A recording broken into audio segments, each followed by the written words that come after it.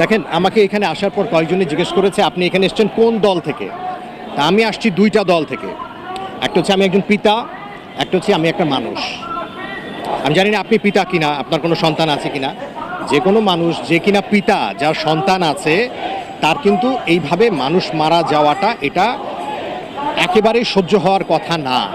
সেইটার থেকেই ভেতরে মানুষের একটা দুঃখবোধ থেকে একটা ক্ষোভ আসে যে না, এটা কোনো সমস্যার সমাধান হতে পারে না।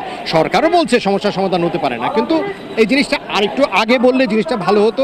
এবং যেটা একটা বললাম, মানুষ, আপনি একজন মানুষ, আমি একজন মানুষ, কথা নেই বার্তা নাই, আপনাকে আমি একটা খামাখা যদি থাপ্পড়ও দেই সেটাও তো হতে পারে না। সেখানে একটা মানুষকে মেরে ফেলা, এটা তো হতে পারে না। ছোট ছোট বাচ্চাগুলা জীবনটা এখন পর্যন্ত শুরুই করে নেই, তার আগেই জীবন শেষ।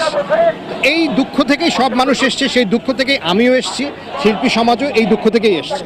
ভাই, পলিটিক্যালি আমি খুব এনলাইটেন্ড মানুষ না। যেটা আমি বুঝি যে অনেকগুলো মানুষ মারা গেছে, তো এটা